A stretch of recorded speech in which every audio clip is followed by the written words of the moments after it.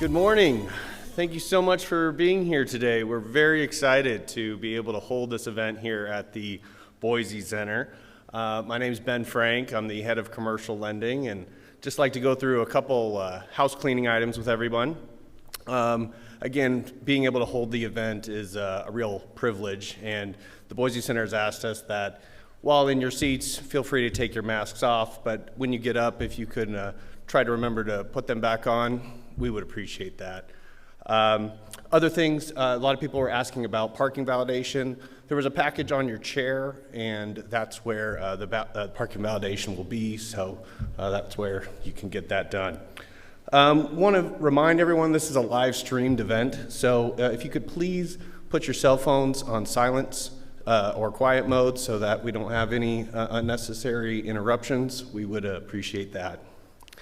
Lastly, at the end of the event, we will have a Q&A session, and we will direct anybody here at the event center to a microphone to ask those questions. So just bear with us. At the event, a Sunwest Bank team member will direct you. So with that, we'll get the event kicked off, and I'd like to introduce you to Sunwest Bank's president, Carson Lepetito.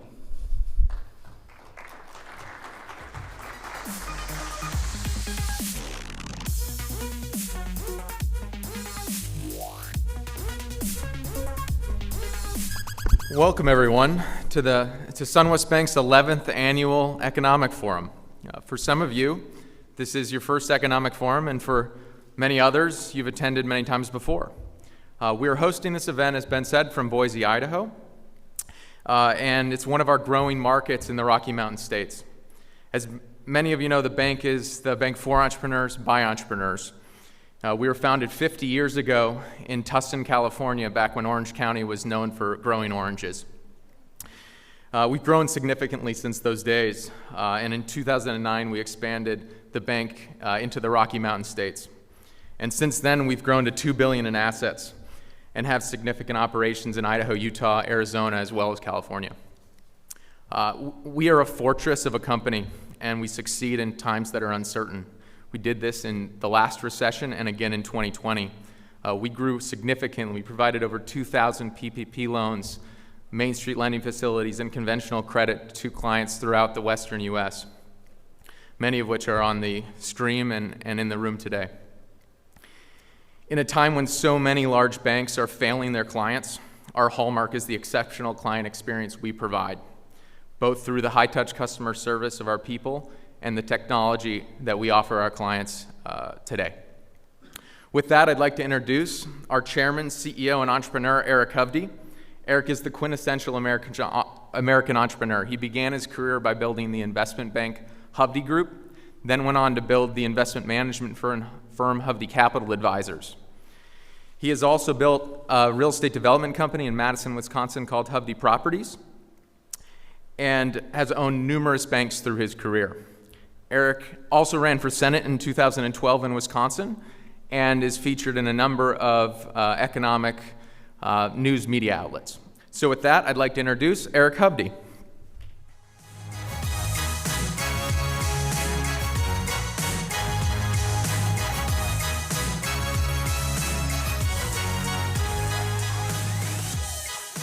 Great being here in Boise. I wish I could see everybody back there in the other rooms, and welcome to everybody who's joining us via the internet back in California and Salt Lake and Arizona and our other markets. It's wonderful being here. It's a crazy year, 2020. I'm sure you, like me, all would like to punt 2020 to the curb. You never would have thought when we started this year. A lot of hope, lowest unemployment rate, economy going well, excited, travel all over, and then boom, things changed. Things changed dramatically. So it's interesting doing an economic summit when last year at this time I had to make predictions and now have had a shifting of the universe on many different accounts. So I'm going to run you through a series of slides as we go through where the economy is, what has happened to it under COVID, and where I see it moving forward into the future. So let's get started. Here are my past predictions. Last year I said I thought the U.S. economy would avoid recession because, if you recall, we spent a lot of time last year talking about the fact in the fall of last year, the yield curve inverted. That meant the 10-year, the long rate, went below the short rate. Why was that relevant? Because every time the U.S. economy has ever gone into recession, the yield curve inverted before that. However, not every time the yield curve is inverted did the economy enter recession. Most of the times it did. So we spent a lot of time talking about that. I thought we would avoid it. We talked about the risk and what would happen with the elections. If Trump won, I felt we would continue on with a modest growth path. If a moderate Democrat like Biden wins, then I believe would produce similar results, probably a little bit slower growth because of more regulation and a series of things. And if Bernie Sanders or Elizabeth Warren won, I thought the economy would go into a sharp contraction because of taxation and a whole host of different policies. That was last year's predictions. For interest rates, I said that the Fed would not raise rates, that they'd probably cut once or twice, and that the 10-year yield would kind of hover in that 1.5% to 2% range. Well, what occurred? All good predictions can fly away with a black swan event.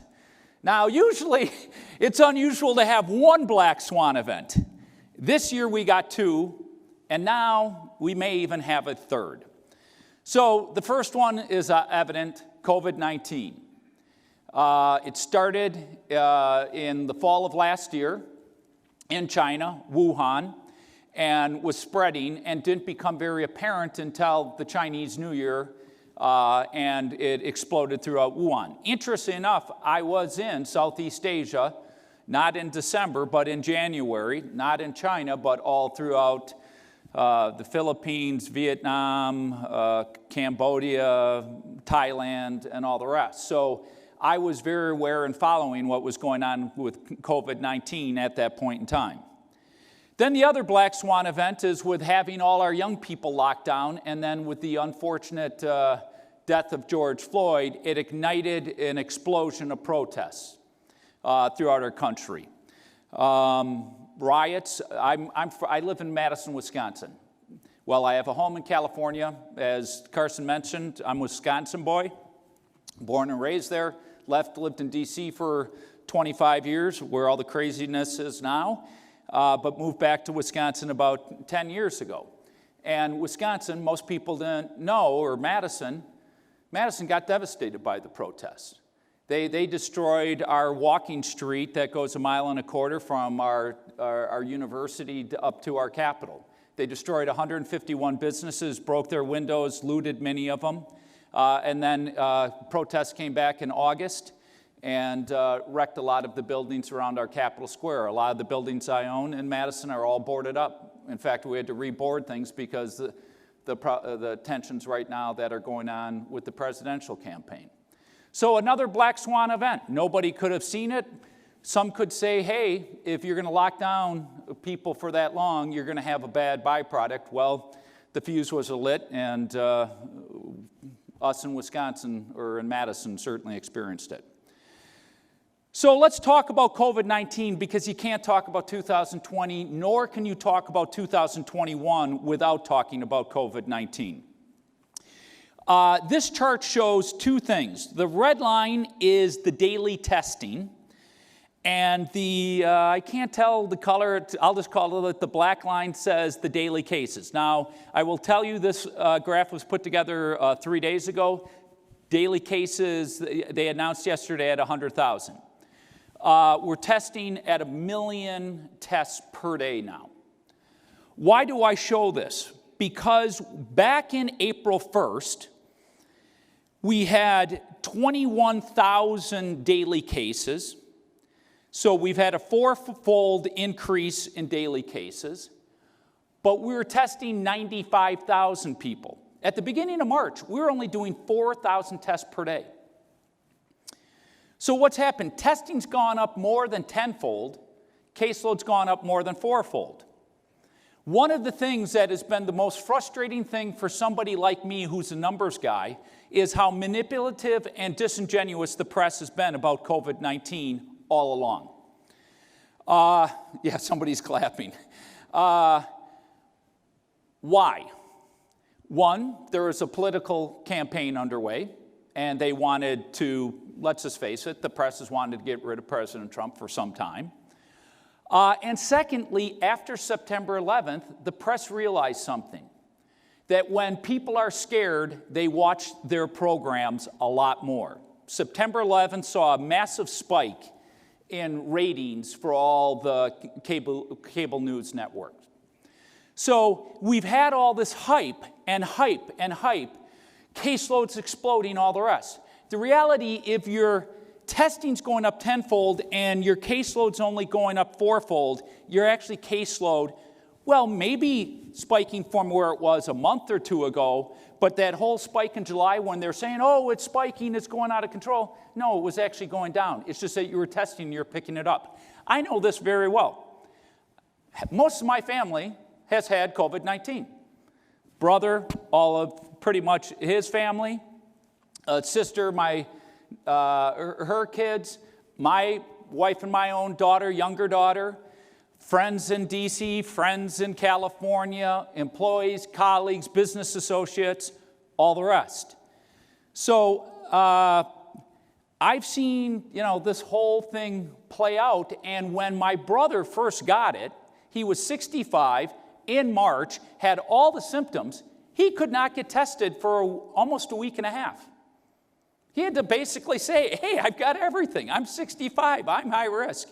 They wouldn't test him. Finally, he answered yes to a question whether he had been with a European. He said, yeah, I had dinner with a group of Europeans, shortly before I got it. Okay, you can come in and get tested. So the point is, there's just a lot more testing, so you got to understand when they talk about these numbers and to put it in perspective.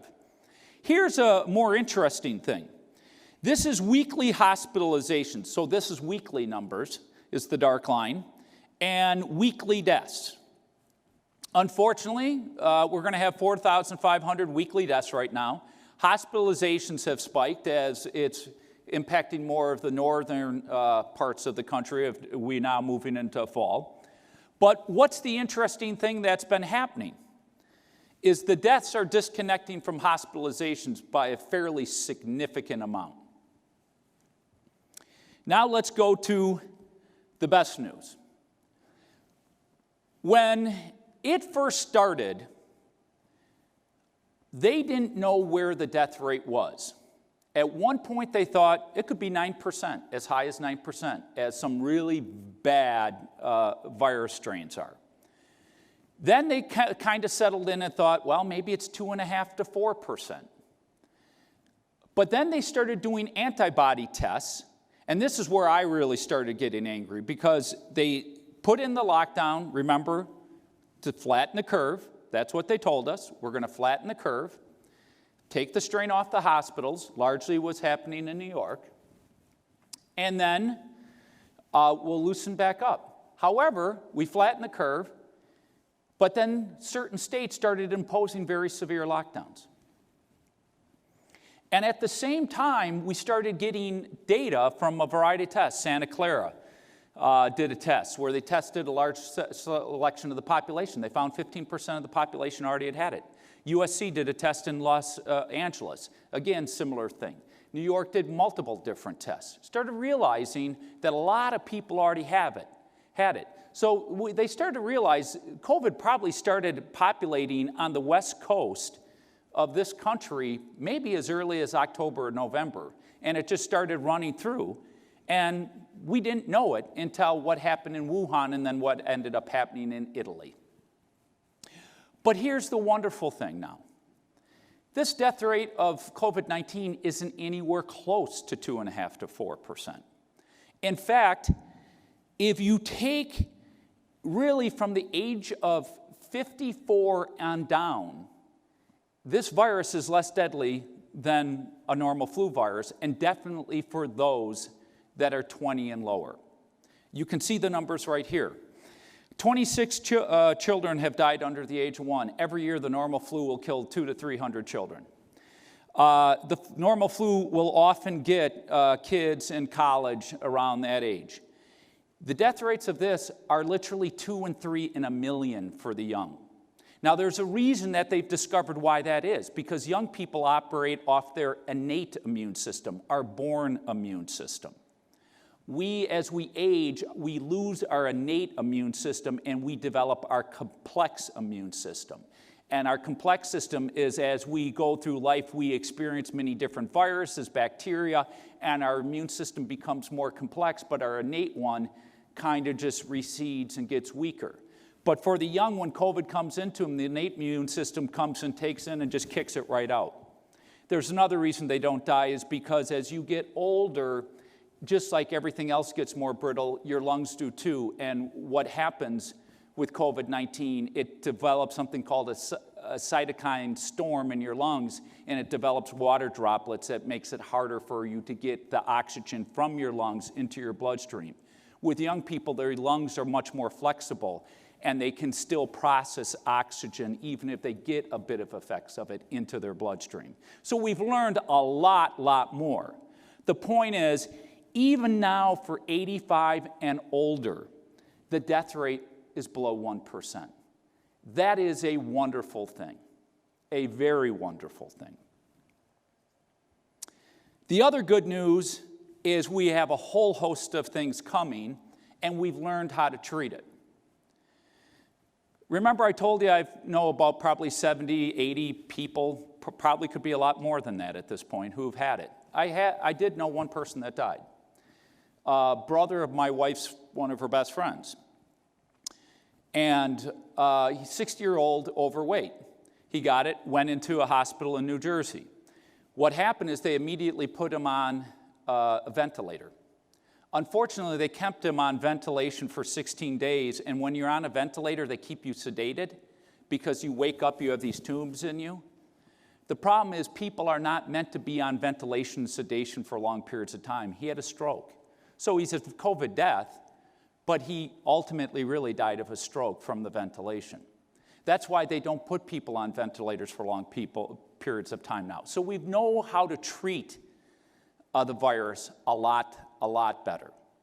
The other good thing is we're soon to be on the cusp of a lot of vaccinations. I was just watching something that Pfizer has literally already millions loads of vaccine placed all over the country in warehouses ready to release it once they get approved. Dr. Fauci had mentioned that he thinks there could be potentially 2 vaccines that will be approved sometime in December.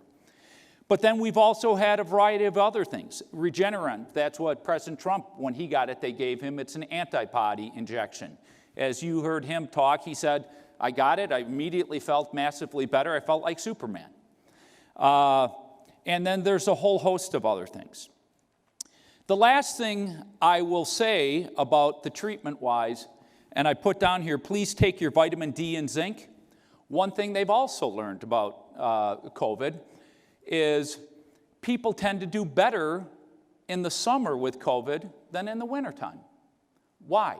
Because you're naturally getting a lot more vitamin D. Remember, the sun creates vitamin D unless you take a supplement for it. So all the health experts will now tell you, regularly take your vitamin D and take zinc. They think it has a mitigating impact on COVID. I will end now with one last comment. It's a little bit of commentary on COVID. And I will show, as we get later in the slides, why from a financial standpoint. I firmly believe we will look back and say that the lockdowns that we did, and I'm not talking the first one, where again, we didn't know at that time how deadly the disease or the virus was. But the continued ones that went on in through May and still today in a lot of different locations, like in Dane County, Madison, Wisconsin, we have them, will be looked at as one of the biggest public health and economic failures decisions of our country's history. Why do I say that? I will talk about it economically later, but why from a public health standpoint? In Dane County, they just reported suicide rates for young people have doubled, gone up 100%. Suicide rates are skyrocketing, divorce rates are skyrocketing, drug abuse is skyrocketing. The lack of detection of early stage getting cancer early has collapsed because people weren't going into hospitals. Heart disease has increased, all the rest. It's insane what we did and allowed the press to hype and scare the whole country. My wife, who's actually here, is a smart cookie. She asked me the other day, a few weeks back, and said, "Honey, was smallpox a virus?" And I said, "I think so, but I'm not 100% sure." She came back a few hours later and said, "Honey, it is a virus." And then she asked me, "Do you know how many people died of smallpox in the 1900s?" I said, "No, I know it had a ravaging effect, but no, I don't." 300 million people from 1900, and it was largely eradicated in the Western world by the late 60s and 70s. In fact, the last smallpox case, I think, in America was somewhere in 1976 or something like that. She would know. 77, she tells me. So when you think that we had people dying at a rate of 3, 4, 5 million a year from smallpox when our population was a fraction the size of it is today and we never shut down? Or how about tuberculosis, where it was literally for a 40-year period of time causing 25% all of the deaths in the country? We never did any of that. The 1957 flu virus was every bit as bad as this. We didn't shut down the economy. 1968, same thing. We didn't shut down. And I'm just very worried that these decisions that were made, whether they were made for political reasons or not, are going to have long-term, very devastating effect. And I'll leave the last thing. We've lost 70,000 young people a year for over 11 years to opiate overdoses. Where did we ever even come close to dealing with that issue anywhere like this? We had the ability to take a lot of actions, and yet we sat back this country for a long time until the last few years where we got serious and started prosecuting some people. So I just think we'll look back and go, why did we do this? So moving on to that, and let's get on to economic issues. COVID has really brought about a big dichotomy. We call it, a tale of two cities, or in this case, a tale of two economies. Because we've had very divergent outcomes in a whole host of different ways. So let me show you. All right, this is a bar graph of U.S. GDP, quarter by quarter since 2009. In the second quarter of this year, 2020, we had the biggest collapse of GDP in the history of our country. It went down 31.4%. Conversely, in the third quarter, we had the biggest single increase in GDP of 33.1%. Now remember percentages and numbers. When you go down, you have to go up by a higher number. So think of 100%. If you go down by 50%, you're at 50. To get back to 100, you have to go up 100%. In this case, to get all the way back to where we were pre-COVID, we would have had to go on up 46%. But the point is, we're the biggest plunge ever in the history of U.S. GDP, and the next quarter we had the biggest reversal. Unemployment. We had historic unemployment. Well, there was a point back in the 1950s where unemployment was where we were as low a level. But I mean, literally, 70 years, we were at the lowest unemployment rate. When COVID hit, boom, unemployment spiked almost immediately to 14.7%. It has now declined to 7.9%. Still way off of where we were, but a heck of a lot better. Initial and continuing claims. To tell you how bad it was when the lockdown started, the worst initial jobless claims ever recorded in our country was in 1982, where there were 695,000 initial claims recorded. In 1 week in March, we had 6.9 million initial jobless claims. Fortunately, those numbers have been declining, but we're still running over where we were at that previous peak. The last number was 751,000. Now, what I follow more importantly is continuing claims, how long people continue to be on unemployment. It peaked up to 24.9. That has come back down to 7.3 million. I'll come back and touch on this later, where I see employment going later. But clearly a big improvement, but now the improvements are starting to slow. Now here's the really bizarre thing. Remember I said, I'm just going to show you bizarre data, worst collapse, biggest rebound, all these different things. I just showed you how bad the employment picture is. Who would have thunk that average hourly earnings skyrocketed to a level we haven't seen in any recent history? Now, how does that make sense? Unemployment is going straight up, and yet wage gains are going up? How did that occur? Well, there's a few reasons. One, for people working, a lot of people got hazard pay checks. But the big reason is stimulus, government stimulus. Everybody got sent $1,200 if you made less than, 100 and something thousand. Further, if you were unemployed, they gave you not just normal unemployment benefits, but they gave you an additional $600 a week. So let me give you a true story. My youngest daughter is at Boulder, senior year of college. She has a friend who's a hostess at a breakfast lunch spot. She'd work about 10 to 15 hours a week, making clearly, I don't know the hourly amount, but it was probably 12 or 15 bucks an hour. Clearly making less than 10,000. All of a sudden, she's on unemployment making almost 40,000. I can tell you from all my friends in the restaurant industry, they were having a hell of a time pulling people back. People were being paid more than they could ever be paid to work. So that's what helped cause this massive spike in average hour earnings. The other interesting thing is household debt to disposable income collapsed. Now, why is that? Again, fiscal stimulus. But another big reason is people had no place to spend their money. We're all locked in our homes. They weren't going to restaurants. They weren't going to sporting events. They weren't going to concerts. They weren't traveling. So whatever money they were making, they were saving, at least for a period of time. Which brings me to the next slide. Yeah, I guess so.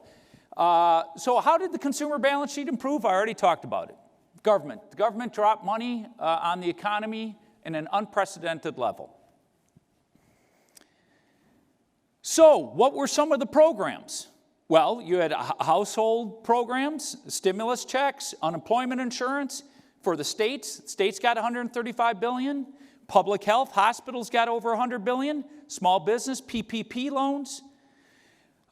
Big businesses got money. Airline industry got $50 billion. Probably the biggest amounts I put on the CARES Act to spell out was obviously PPP. Our bank, Sunwest, we did a ton of PPP loans. As the big banks floundered around and didn't know what to do or decided not to engage in a meaningful way, some did. I know Zions was very involved, but B of A, Wells Fargo, all the rest. I had my people, our team, we worked tirelessly. We had people literally work until 2, 3 in the morning. I had a couple guys that would work through the night so we could log on to the SBA website because it was getting so jammed up during the day. We were working weekends. So it was a wonderful thing because we were helping small businesses. I think it was probably the best of the program with one exception. They should have means tested it. What does that mean? You should have proven that you had some kind of financial impact. I'm not faulting the guys that took, the business owners that took money out even though they weren't impacted because they didn't know if they were going to be impacted. I'm just saying they probably could have more tailored it to those that were truly being crushed.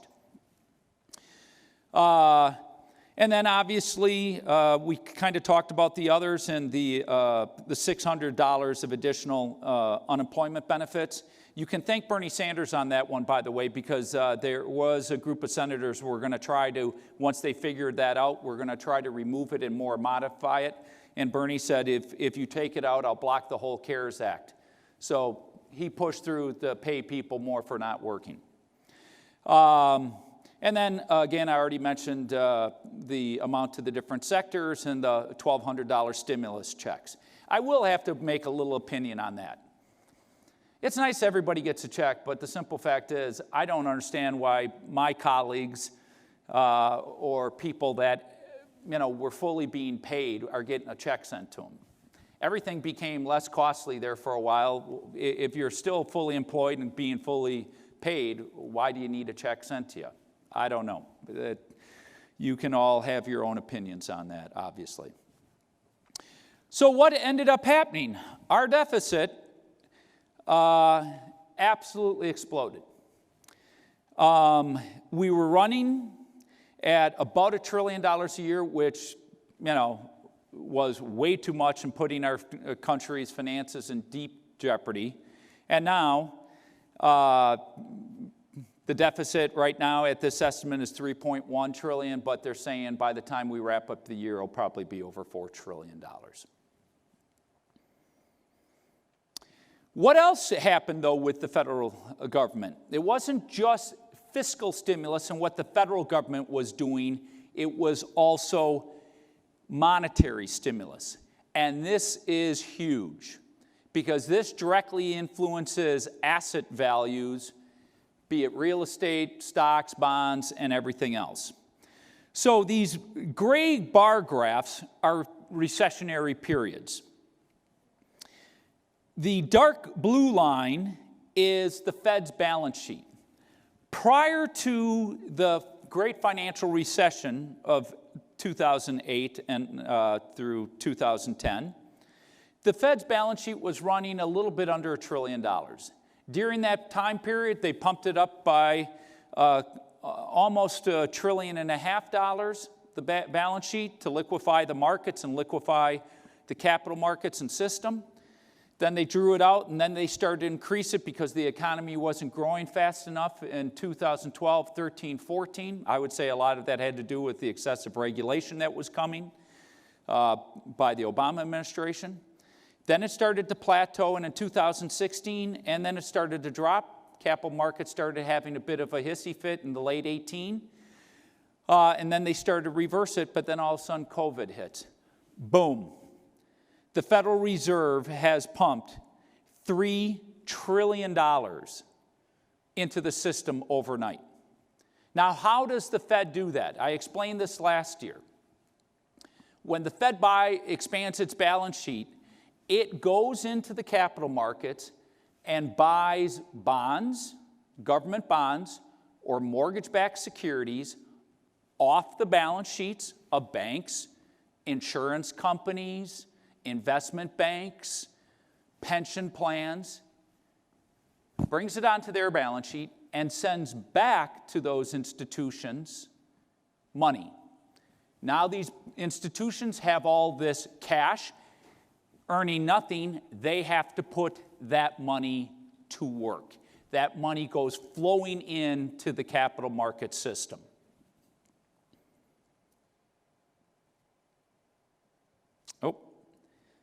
What else did the Fed do? The Fed collapsed interest rates. In a very short period of time, in 2 actions in the month of March, the Fed collapsed short rates 150 basis points down to 0. What also happened is the 10-year collapsed with it as well.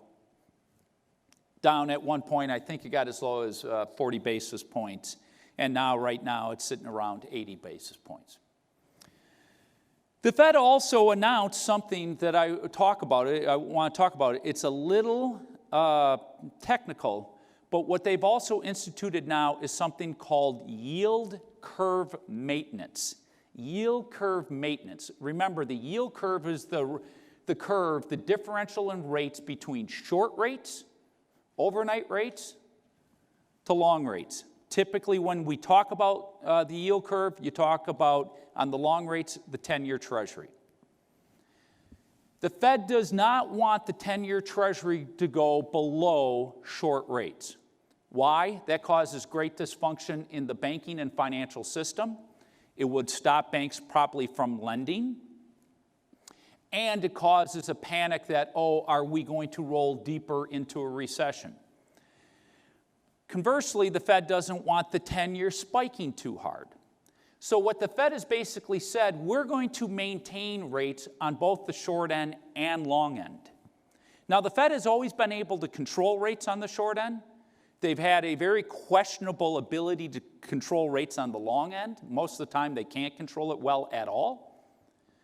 But they're basically, with the size of the Treasury portfolios they have today, they probably have more of an influence. So they're basically telling you, this is where rates are going to be for a period of time. They can always control short rates, but remember, they can't always control long rates. The other actions that the Fed did, most of them you would never know about. They're behind the scenes. They're to provide liquidity for the credit markets. They go through the investment banking and banking system, commercial paper funding, primarily dealer market, money market to provide stability in the money market, primary market corporate credit facilities. I mean, they're pulling them all out. TALF is back, Main Street lending facility, municipal liquidity facility, and the Main Street lending program. That is the one that is relevant, for all of you business owners. And we are one of those banks that are doing Main Street lending program. It's a direct lending program to Main Street that the banks like us, the ones that are engaged in it, can originate a loan, and that the Fed will then balance sheet it. The bank you would still be like a normal banking relationship because we would manage it, deal with it, but they're giving certain terms that are very advantageous that a lot of businesses are looking at and taking advantage of. If you're interested about the Main Street lending program, please talk to one of our lenders. So what did all this fiscal and monetary stimulus do? Well, it liquefied the credit markets, so bond prices that were going out of whack came immediately back in. Mortgage rates there for a while were spiking in the midst of the crisis. They collapsed back. Any corporation that needs to issue credit, we're able to issue credit very easily. And then in regards to the equity markets, let's take a look. We had basically a 30 to 40% collapse in the equity markets for about a 6-week period of time. Once the Fed came back in, the markets have just grinded all the way back and reversed all those losses. Now, in saying that, what you will see here, though, is it wasn't all equal. Again, two sides to a coin, very different. Tech stocks are actually up for the year, 28.2%. Energy stocks are still been cut in half, down 51%. Unfortunately, for a guy like me who owns financial stocks in a bank, it's been not a fun year in the equity markets. Real estate's been hit, but so it's really a tale of two different markets. In fact, it's become so extreme that tech stocks have become now 28% of our entire equity markets. And the only time that it was at that level before was in 2000 during the internet bubble. I will tell you, I think tech stocks are in the same precarious position as they were in 2000. It's not a place I would be holding long right now. So let's get into what happened in the other aspects of the economy. One, we saw the largest drop in retail sales, collapsed down 14.7%. Then the largest spike. Why? Everybody's sitting at home. They're not spending any money. Finally, people are getting agitated, and they're going, hey, let's fix up our house. Hey, let's go buy a car. Hey, let's go do something. So they started spending money in different ways. Let's look at the winners and losers. I'll start with the losers first. Airline travel, sit-down dining, hotels, gaming. We're probably going to lose 25 to 30% of all hotels in this country. Restaurants, we may lose 25 to 30% of all restaurants in this country. Concerts, when's the last time you saw a musical event? Live sporting events. Thankfully, they bought back sporting events, but the stands are empty. Brick and mortar retailers, retail real estate owners, and other small businesses without online presence. They all got killed, and most of them are still being killed. The winners? Did anybody try to buy a bicycle? Let me tell you, it was hard to get bicycles. They had a backlog. Every place just got blown out. I know the guy, I don't know him personally, but a good friend of mine, the company's based in Madison, Trek, and a good buddy of mine's the friend of the owner of Trek. And they were all worried how to deal with this issue, shutting down supply, because who's going to be buying bikes? All of a sudden, next thing they know, a month later, they can't even keep up with supplying the market. The demand became so big. Boat and RV sales. Boat sales were up 270% at one point. RV sales, off the charts. Camping and outdoor sporting stuff. You go tour any of the national parks, they'll tell you they had the busiest summer they've ever had. Used car sales skyrocketed. Home improvements. Grocery stores. I saw a guy who owns a grocery store in Madison. When I was walking out of his store, I said, how's business? I know it's been pretty good. He goes, we've been up all year, 20 to 30% where we were last year. People were having to cook, eat it at home. Online retail, fast casual dining, and video games. A lot of young boys are sitting around playing video games all day. So, huge winners, huge losers. I just pulled out two to show you and graphs. On the right, you see domestic air and international airline revenue. It literally collapsed by 95% at one point. Fortunately, this isn't updated, but it's regained about a third of that back, but it's still been decimated. Conversely, look at what happened to the pricing of used cars and trucks. It's called the Manheim Index. It tracks the pricing of used cars. Everybody's like, who were all young people taking Ubers and Lyfts and all the rest. Well, I need to have a car and get around. And hey, I've got all this money. I got my stimulus check. Let's go buy a car. So used car pricing has skyrocketed up 30%. Now let's look at the manufacturing sector. The 50, if you can see 50, anything below 50 is contraction. Anything above 50 is expansion. So we had this terrible dip in March, April, May, and then it started to come back. So we're now well above 50 again. So our manufacturing sector has improved. All right, so we've talked winners and losers. But who's been the biggest beneficiary of all by COVID? Well, and not just COVID, the riots and protests. Suburban housing, single-family housing. I have these little sayings, my little pieces of wisdom. And one of them is, whatever asset class did best in the last cycle will do worst in the next. And whatever asset class did worst in the last cycle will do best in the next. For those of you who attended last year or viewing online, you'll remember me saying that. Well, single-family housing did the worst in the last cycle. It got destroyed. It was the heart of the bubble, and when it blew up, drove us into the great financial recession. Now, it's the best single-performing asset class out there. Let's look at it. Existing home sales completely spiked up. 9.4% month over month. Fourth consecutive monthly gain. Not quite back to the peak of the bubble, but huge move up. New home sales. In August, there were 994,000 new home sales, a 14-year high.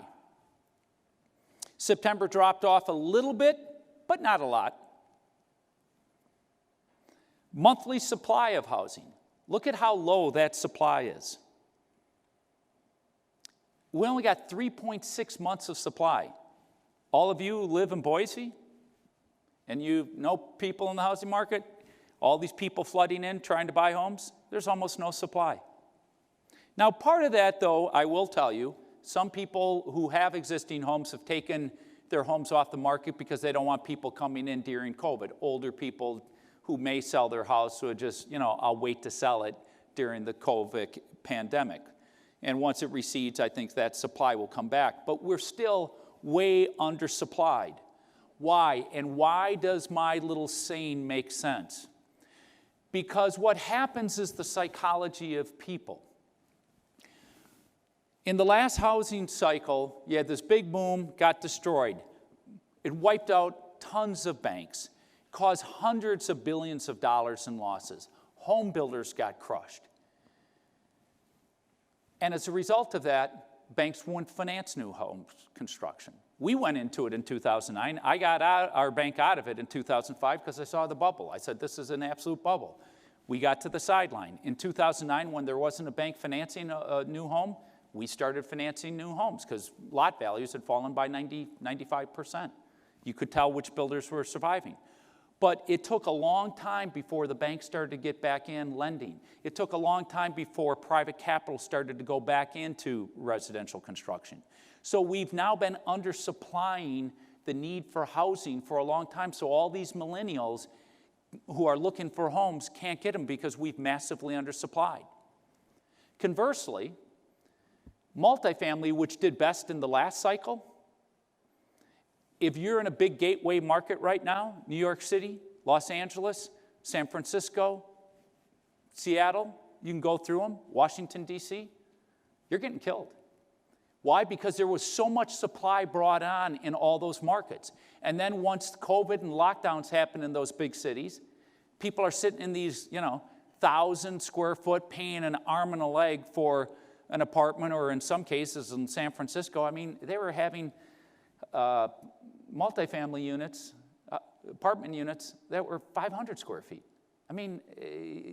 Or even less, paying, a couple $1,000.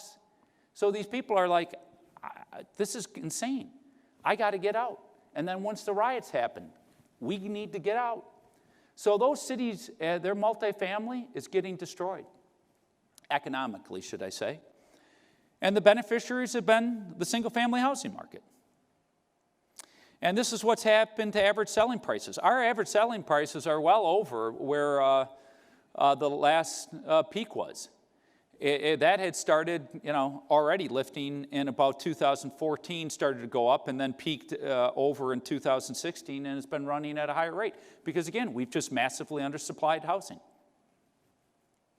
So housing has been by far the best performing sector in the economy. Obviously, uber low rates has been very beneficiary to that as well. Let's go take a quick look abroad on what happens, what's going on in the global economy. Obviously, we're a global economy. America's now only about 25% of the global economy. So what happens in other parts of the world matters to this country. We have intricate trade relationships all over the globe. Our supply chain, which we learn, unfortunately, a lot of it was coming out of China. To think that we allowed the supply chain of our pharmaceuticals to be 90 to 95% from China is absurd. Hopefully that gets changed. I think it will get changed. But what happened around the globe? Nothing different. This is Eurozone GDP. The reason why the numbers aren't bigger in the 30s is because they don't annualize their GDP. Their swings are even bigger than ours because we take whatever quarter and multiply that by 4. So we annualize our GDP numbers. They don't. So same type of thing. They collapsed 11.8%. They rebounded 12.7%. They need a 13.5% rebound. China. China contracted 6.8%, and now they're saying they've rebounded 4.9%. Again, you remember I did a lot of discussion last year about China. The reality of it is, don't waste your time looking at what China tells you, because you will never get accurate information. If you've ever been to China and you read those newspapers, the sky's blue every day, even though you got a steel gray sky with pollution. It's a total propaganda machine. So how do I try to derive at what's happening in China?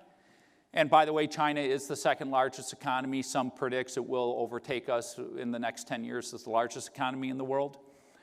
I try to do it through a variety of different means: electricity usage, a whole, cars driven, auto sales, all the rest. But the best way for me to look at it is what's happening to the four economies that are most interlinked with China. Australia has been China's commodity box for a long time. A lot of the hard commodities that China produces into goods come out of Australia's economy contracted by over 6%. Singapore got devastated. It's down 40%. Singapore is where a lot of Chinese goods gets transferred through, and the higher-end component element gets assembled in Singapore. So a lot of Chinese goods go through their first assemblage, go on to Singapore, and value-added gets put in through Singapore. So a big hit. Japan and South Korea, two of China's biggest trading partners, both had pretty good corrections, except South Korea. South Korea's economy has been really booming for a variety of reasons that has held it in there much better than most. So the whole globe has been hit by this pandemic. So what has happened all over the globe?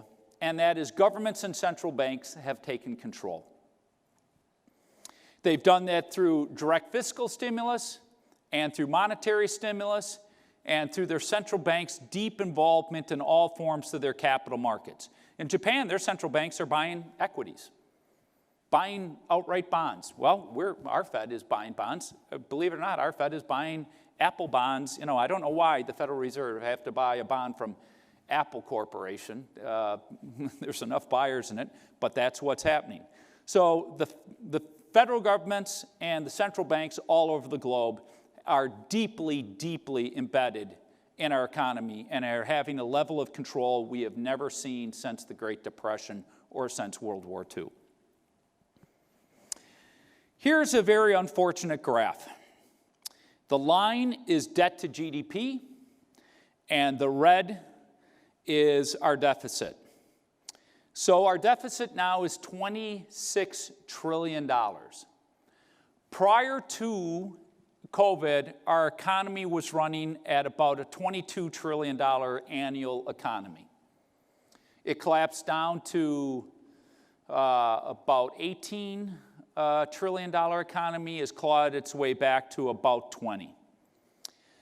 At the same time, our deficit was running right around 100% to where our economy was before COVID, and now it has spiked up to 135% of our economy. This is dangerous. I can't say this enough. This is very dangerous. Why do I say that? There was a study written by two academic scholars called, and wrote a book on it, This Time is Different. And they looked at the history of economies over 800 years. And what they discovered is once an economy's debt to GDP goes above 90%, the productive usage of that economy slows dramatically, and almost invariably economies cannot get out of that box without either defaulting or hyperinflating their way out of it. Severe economic negative consequences as a result of either one of those actions. Let's go back to the global central banks. Here we have, again, the Federal Reserve pumping $3 trillion into the market to liquefy the markets, but why are they also doing that? We're monetizing our own debt. We're issuing debt. The Treasury's running these massive deficits. Who's got to buy it? The Federal Reserve is buying it. Same thing's going on at the ECB. they've had the same exact kind of spike. What happens next? Folks, this is going to be the biggest issue of the next 10 years, and it's going to cause a lot of economic issues and pains and swings. Economic stability is gone. You are going to see a lot of swings in asset values and business cycles, everything. We're in a much more unstable time. We are in a deflationary environment because we have an output gap. But we cannot have deflation. Deflation can be a good thing as long as you don't have too much debt. But if you have a lot of debt, deflation doesn't work. Your economy is going down, price of goods going down, and you got massive debt. It's harder, you can't meet the payments. So, what has the Fed been trying to do? They've been trying to create inflation. Because you got two outcomes. You either default on all this debt, which developing countries do all the time. Think of how many times Argentina has defaulted on its debt. Venezuela, you can go through the litany of countries. Greece was basically a default. ECB just papered over it. But the history of the world is governments default on debt. However, with our major economies, the U.S. being the most prominent one, if the U.S. economy ever defaulted on its debt, the whole economic system's over. It would collapse the banks, the insurance companies, the investment banking system would collapse pension funds, everything. Think of it, U.S. Treasuries, your savings, all of it, it goes. So they can't default. So what is the Fed trying to do? The Fed's trying to create inflation. In fact, I don't know if any of you recall, the Fed came out and said, we're taking away our upper inflation target of 2%. The Fed basically told you, the investment world, the whole market, we want inflation. We want inflation above 2%. They're going to try to inflate their way out of this. The problem is, can they create it? They've had a heck of a time trying to create inflation because of two issues. Demographics. The world's getting older. And as you get older, you spend less and consume less. So aging economies like Japan, that's one of the reasons why Japan has had such a hard time. They're just more advanced than us. Europe's a little bit more advanced than us in this. Their populations are old, and we're not producing enough children. Second issue is globalization. Price of goods gets too high here in America, move the supply chain or the manufacturing to China. Gets too high in China, move it to Singapore or to Vietnam. Gets too high there, go to Bangladesh. Globalization has put a downward pressure on inflationary spikes versus like back in the 70s when most of our goods were produced here in America. So when inflation was very easy to take hold. Now it's hard. So let me show you one of the most stunning graphs of all to tell you what kind of time we're in. All right, you got to look hard because this graph takes you all the way back to 1910. You got some dates there. 1916, that was the middle of World War I. 1943, the middle of World War II. 2001, obviously September 11th. 2009, the heart of our Great Recession. The blue line is M2, the money supply. The red line is the inflation rate. As you can typically see, throughout history, as the Federal Reserve's money supply would grow, inflation would grow. They would take money supply out, inflation would go down, and they would kind of go in lockstep together, sometimes offset by a few years here or there. Then you get to 2001. We had kind of a big growth in money supply, but inflation wasn't moving anywhere. Then again, we had a spike up in 2009. Inflation actually went down. We've been running at a pretty good money supply growth through most of the teens. Inflation has been flat. Now look at the graph at the very end. This is telling you how scared and desperate the Federal Reserve is right now. Our money supply growth is growing by over 20%. They know their only way out of the pickle we're in is creating inflation, and they're damn determined to produce it. This is relevant for any business, any investor, and this is something you've got to follow.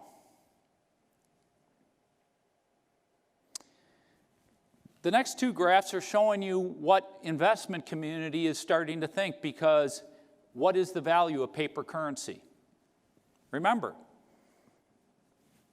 this dollar, these dollars, that's just a piece of paper printed from a machine. The U.S. Treasury can produce them. They can produce it even easier now electronically. All that is a backing of government. And people are losing their confidence in this paper and the value of it because of what they're doing. So you've seen gold prices take off. You saw gold prices very high back in the early, late end of the 70s and the 80s because of the massive spike of inflation. People were trying to get into a hard commodity.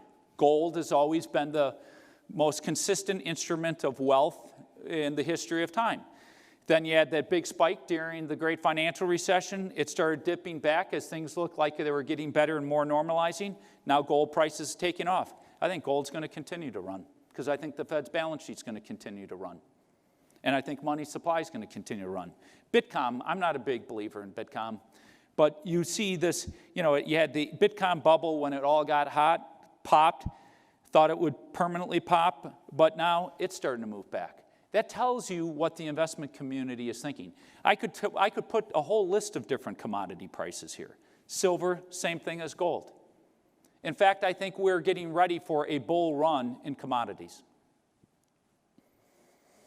The question is, if the Fed can produce inflation, can we handle it?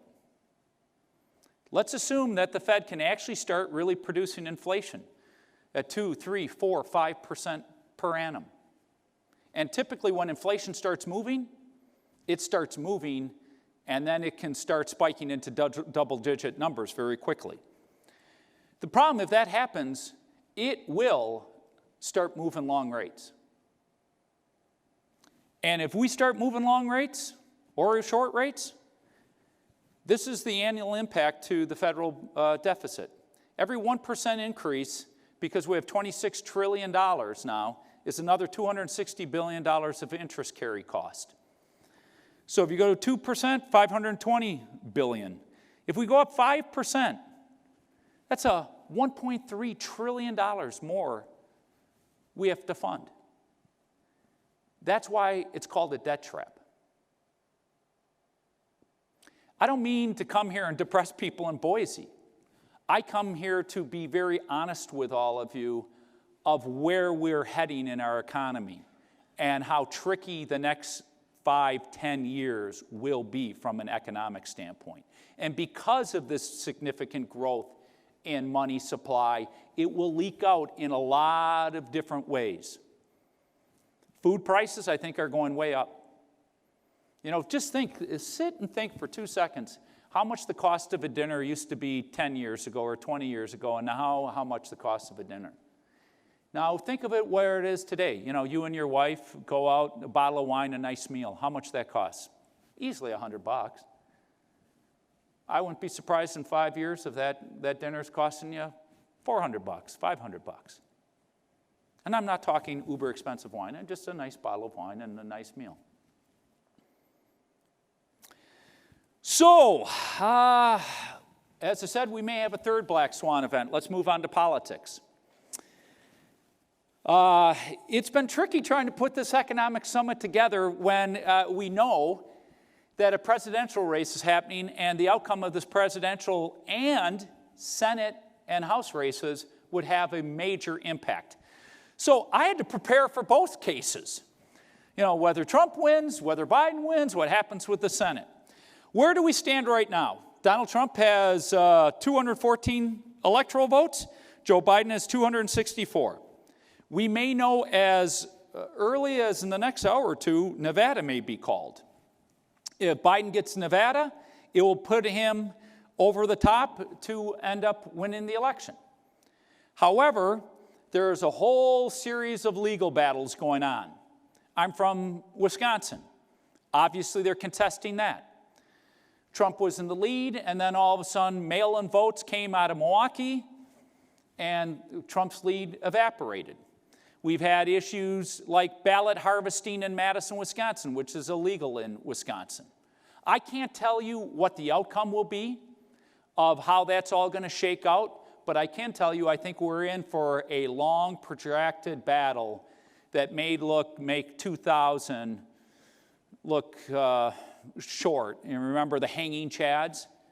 Now, it may come out where if Georgia goes for Biden, then the cards are dealt and it's over. And we could know that in the next day or two. But I think this is probably going to be a very protracted battle, given some of the things that are happening in Pennsylvania, particularly Philadelphia, and what they've been talking about that has been going in Nevada. So, questionable. On the Senate side, it's 48-48 right now. They called John James, Peters in Michigan over John James, the Republican challenger in Michigan. So that put it at 48-48. We now have 4 seats left to go. Sullivan in Alaska, the Republican, he will most definitely win. It's just Alaska is the one legitimate state that takes a long time to get ballots because they think all the outer hinterlands that they have to get back. Frankly, that's the only state that has a justification why the heck they shouldn't be able to tally everything that night. But he will win. They'll put the Republicans at 49. Then you've got 3 other Senate seats. Matt Tillis in North Carolina. Right now, he's ahead by a very, very small amount, but there's only a very, very small amount less to be counted. The odds are probably 80% that Tillis wins. If those 2 win, that puts the Republicans at 50. Then you have the 2 Georgia seats. Now, in Georgia, you have to get above 50 or else they put you in a runoff. And they have 2 seats up in the same year because one of the former senators from Georgia passed away or retired because of health issues. So they have 2 Senate races going on at the same time. Right now, Mike Perdue is up by, again, a very, very small hair. He's the Republican incumbent senator. Looks like he may win, but we don't know. And then Laughlin, I forget her first name, she is in a runoff, but it's generally assumed once you go into the runoff, because it's 2 Republicans, her and Doug Collins against the Democrat, once that's over, it's pretty fair to assume at least one, if not both, of the senators will end up being in the GOP column. So most people are forecasting right now that it's probably 51 or 52 Republican senators, so the Republicans will control the Senate. The House is still up in the air, but it's clear that the Democrats actually lost seats, which is really strange, because if Joe Biden wins, it's almost inconceivable that a presidential victor doesn't pick up House seats. To me, I think that is telling you it was a very big repudiation of the hard left and Nancy Pelosi. In fact, there's rumors that there's now going to be a more moderate Democrat out of the Midwest that's going to challenge her for the speakership. I would love to see it because I'd love to see the Democrats get back to being a bit more moderate instead of following the socialist wing of Bernie Sanders and AOC and whatever that group they call themselves, the Squad. So, what happens if Joe Biden wins?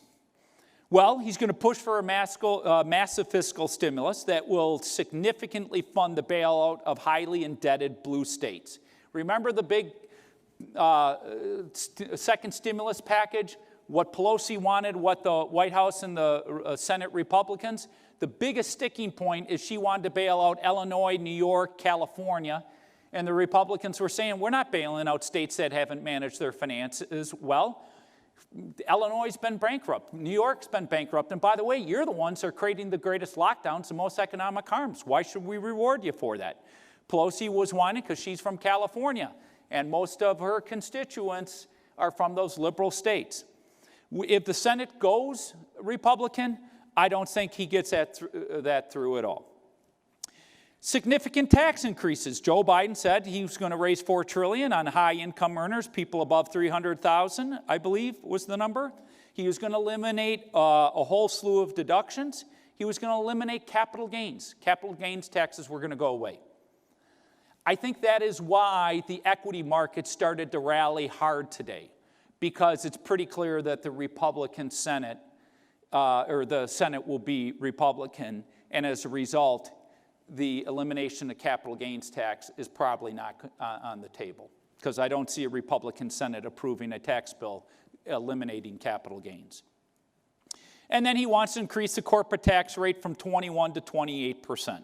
Again, could there be some movement on the corporate tax rate? Yes, but do I think it will be at this level? Probably not. With the Biden presidency, increased government oversight and regulation, significant environmental regulations and incentives, Green New Deal light, reduced trade tensions with China, softer stance on Europe, a further expansion of government into healthcare. National COVID lockdowns may reemerge. I'm pretty sure a national mask wearing will be put in place. The big question is, will Biden move to the center or to the hard left? Because a lot of people in his administration, and Bernie Sanders and the left, that embraced him to get him finally, once he won, Bernie didn't contest because he was basically said, you will be brought in. Bernie may be labor secretary, believe it or not. So we'll have to see what a President Biden does. Is he going to go with the left, or is he going to tack more to the middle? The simple fact is, with the Senate and GOP hands, it will moderate a lot of what he can do legislatively. It doesn't mean, though, he can't take a lot of actions. And just like President Obama did, and then President Trump did, when you had divided government, you will see a lot of governing through executive orders. That can be assured. If President Trump wins re-election, I think you will have a targeted stimulus deal, not as big, or not a bailout of the blue states, but a big push for an infrastructure bill. He has talked about that. That's the one thing he never accomplished in his first 4 years, and he wants to get done. Taxes will not increase, with the potential for further tax decreases. Deregulation will continue for businesses and the economy. I think we will have a continued decoupling from China as President Trump locks down the trade imbalances with China even further, and he will start negotiating harder with Europe. Right now, we're running huge trade deficits with Europe. Continue to attempts to dismantle Obamacare, ACA. No further COVID lockdowns, with a push to reopen schools particularly quickly. And again, governing through executive orders.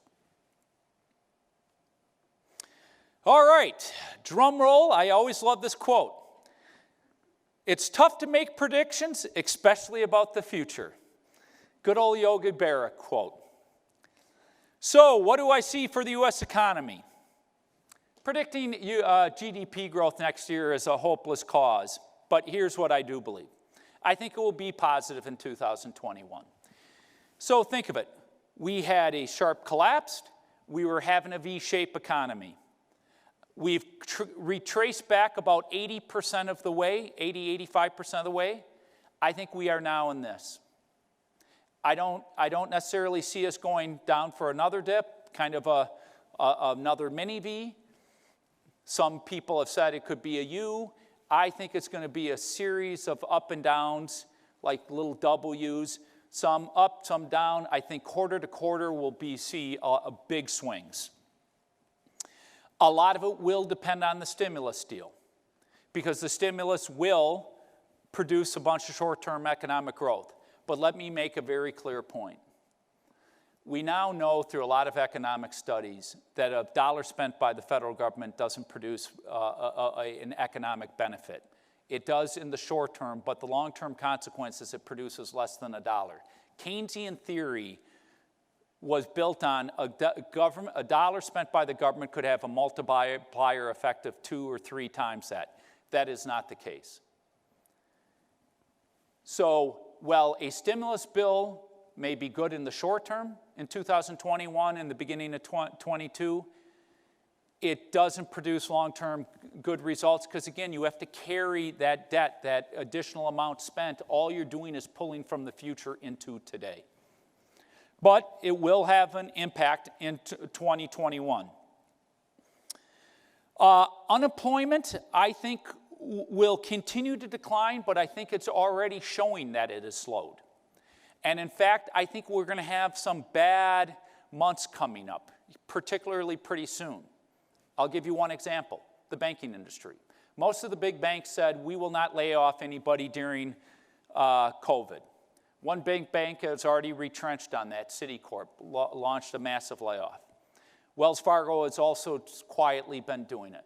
I think you're going to see a wave of the banking industry, a big wave of layoffs coming, and it will all start happening at the beginning of the year. I think a lot of companies are going to start and go in and start right-sizing, and a lot of it's going to be more white-collar workers. I think blue-collar workers, restaurant workers, hotel workers, and just a whole host of other industries will continue to improve. Remember, that's where it got hammered the hardest. That's one of the things that always made me most sick when COVID was happening, the lockdowns. We're all in this together. No, you media people and tech people, you're not in this with the people that's working on the front line at a meatpacking plant. You're not in this with somebody who's at a restaurant who's been laid off and stuck in their 800 square foot apartment. No, you're living in your mansions, or you're living in your, being paid, not worried about it. You can work remotely because you work at a tech company. We were never in this all together. A certain segment of the population economy got hammered, and certain group, the tech industry particularly, made a fortune off of it because everybody had to move online. So I hated that line, and I thought it was one of the most disingenuous things I've ever heard. Sorry for my opinion on that, but I couldn't go without saying that, because there has been such a bifurcated impact to what's happened. But I do think blue-collar jobs and lower-income jobs will improve, which is a wonderful thing. With a divided government, the size of a stimulus package is now in question. We just don't know what it's going to look like. We would have known what it would have looked like if Biden and the Democrats took the Senate, because Pelosi already laid it out. With President Trump, he talked about kind of the stimulus bill, and he wanted to go big. I just don't know what it's going to be. I do think there will be some more money for PPP. They'll target it to those companies that have been truly impacted. So if you are in a business, a restaurant or whatever, or a hotel, I think there will be more money coming for you. I don't think there's no way the Republicans are going to allow $600 of additional money per week for the unemployed. There will probably be some more money there. I don't know why they'd do another sending everybody a check, but I think there will be some targets. I think the airline industry that's going to soon be laying off a lot of people, I think they'll get some targeted relief. The biggest thing that I think will help is, as COVID recedes, just getting some of those really crushed industries starting to come back into play. Interest rates.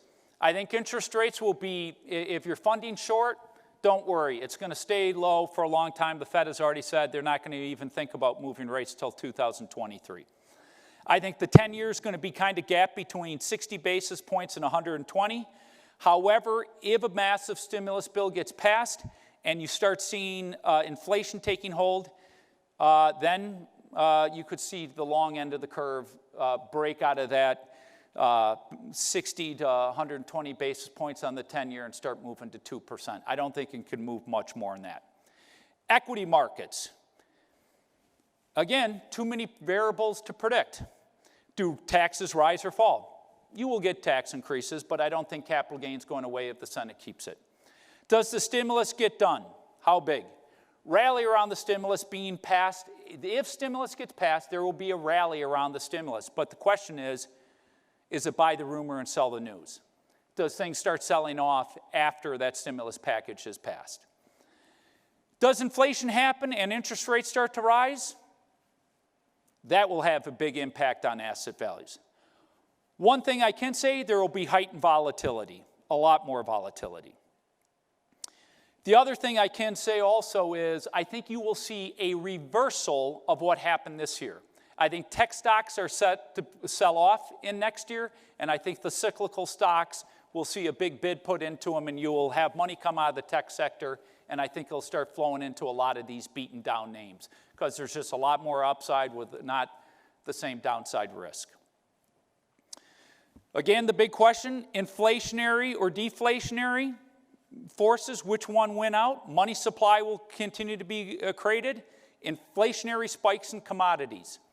If you're in the mining business, you're heading into a good time. Real estate values. My father always had a great line. Real estate values float on a sea of finance. It's the cost and availability of that finance that will determine values. Well, right now, finance is pretty plentiful for certain areas.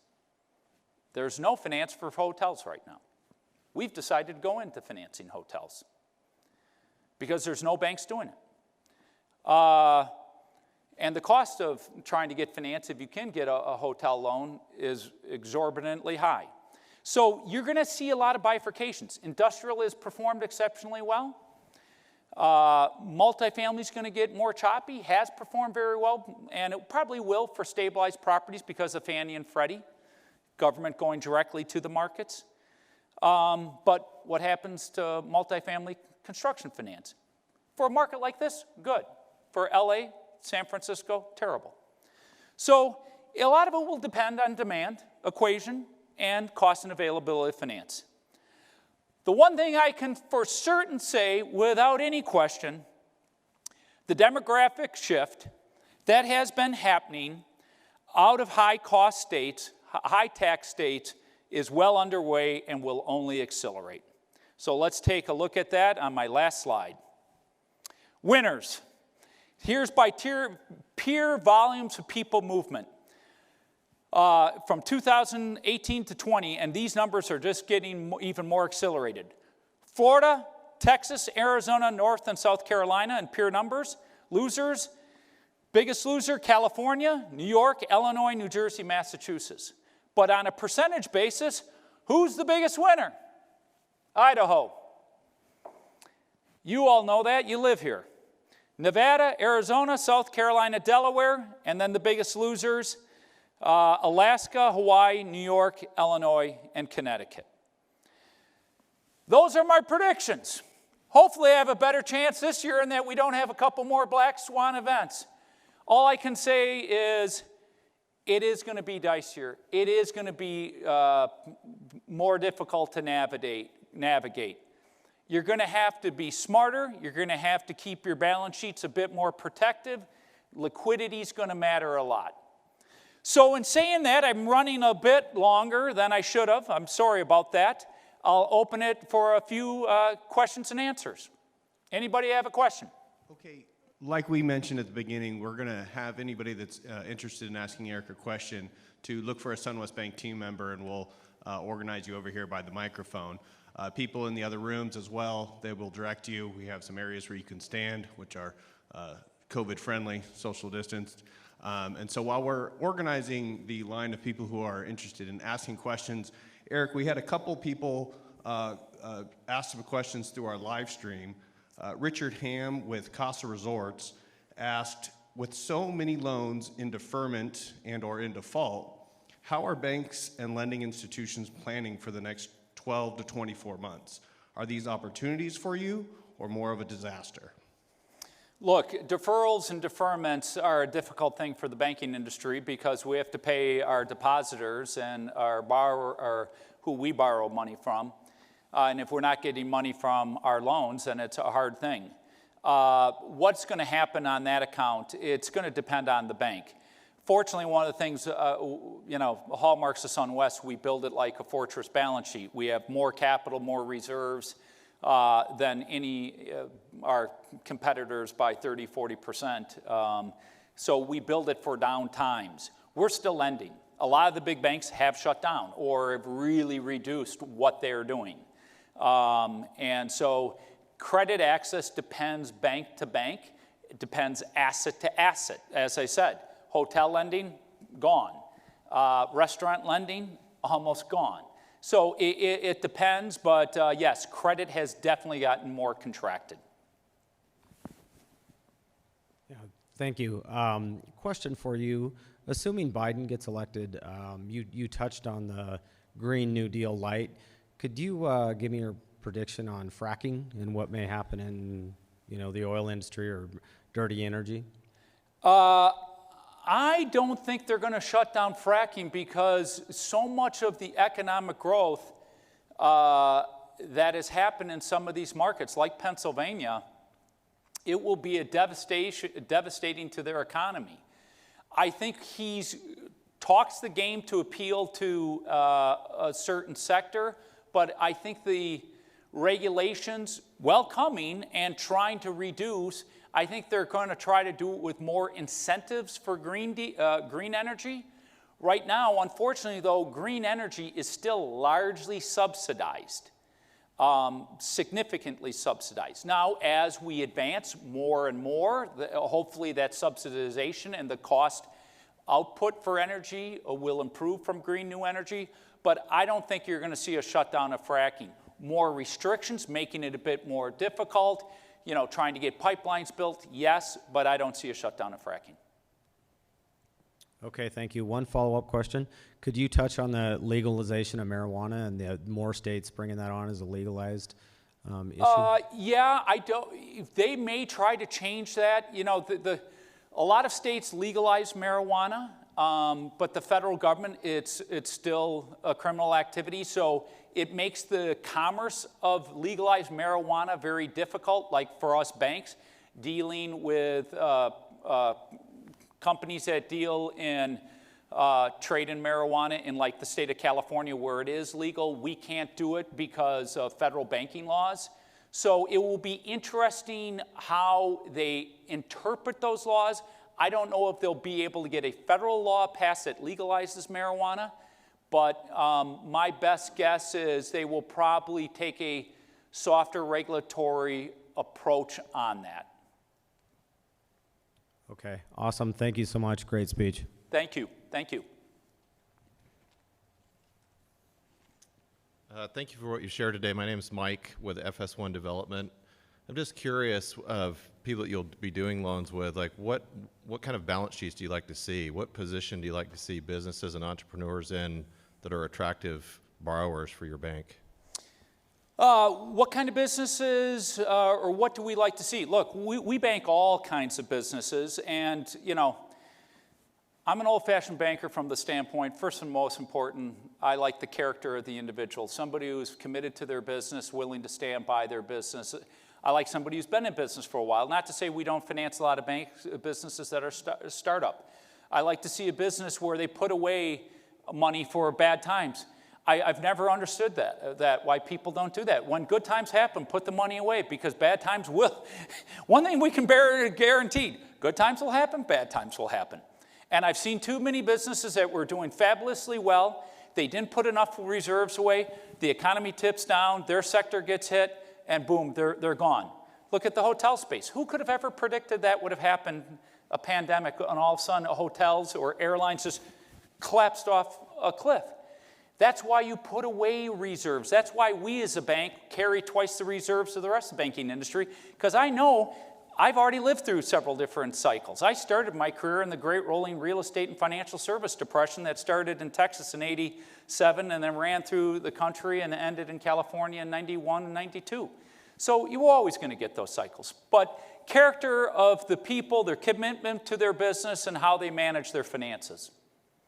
Awesome. Thank you. Thank you. Eric, we have another question from Jennifer Bergman in Gilbert, Arizona. She said, how do you feel small businesses will have to handle being in a larger tax bracket with the potential new administration's raise in taxes?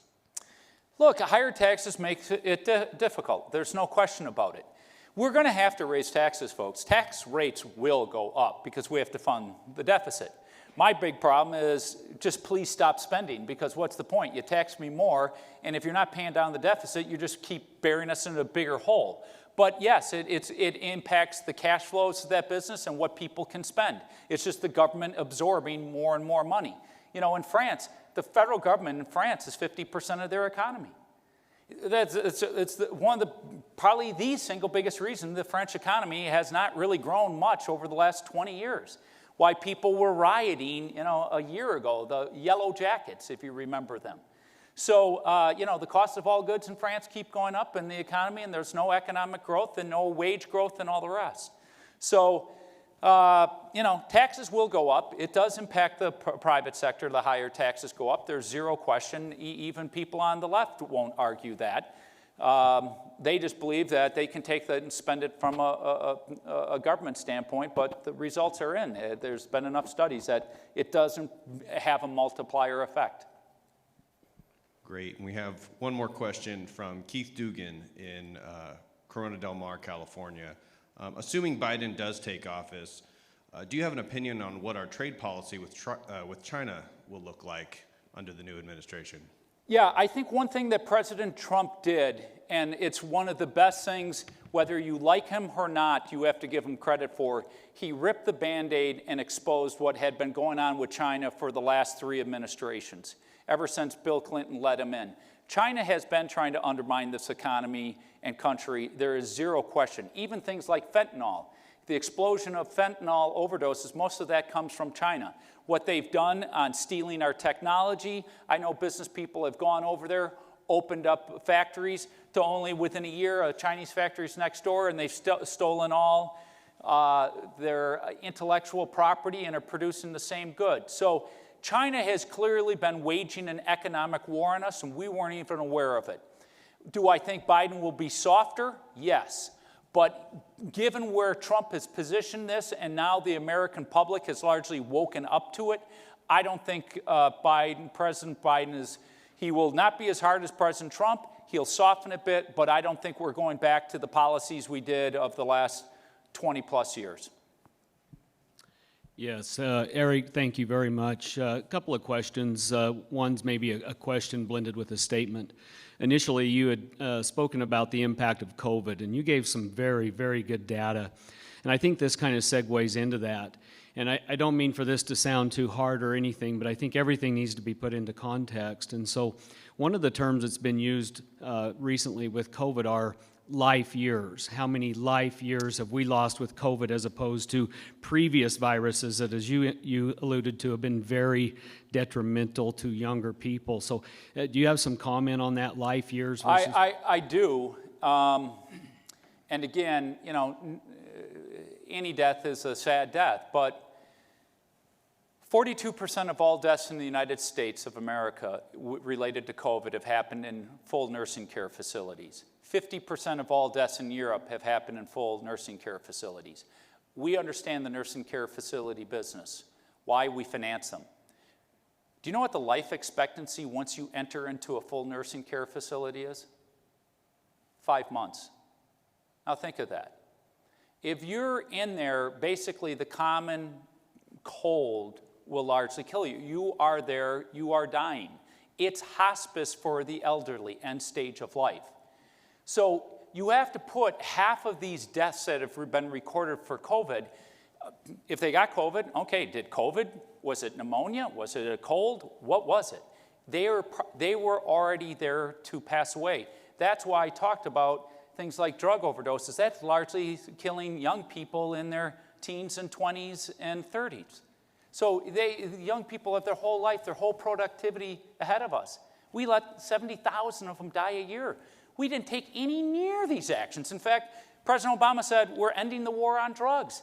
Well, it didn't do well for that period. I'm not trying to attack Obama, but let's call it what it is. You can see that march straight up of overdose deaths. So Yes, the impact of years left to live on COVID has largely been centered at the very elderly. Yeah, and then just a follow-up question. Obviously, you have great political acumen. You mentioned earlier about what the administration, if it's a Biden administration, would look like. And we know that the Speaker of the House, Nancy Pelosi, has talked about the invocation of the 25th Amendment. Do you have any thoughts or context on that, if that's a likely thing, the 25th, or do you have any thoughts on that? Explain the 25th Amendment. Yeah. So the 25th Amendment is a process in which the House of Representatives, through the Speaker and her leadership, can effectively remove a president from office for reasons they deem make them unable to carry out that office.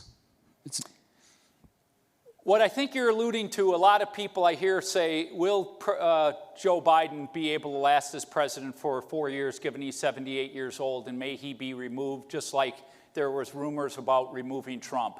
I think it's a lot harder thing to do than said, and I think would have a huge amount of problems in saying that. At 78, and if dementia or whatever takes hold, that could end up being the cards. But I can't predict that, but I think it's a lot harder step to take to remove a president.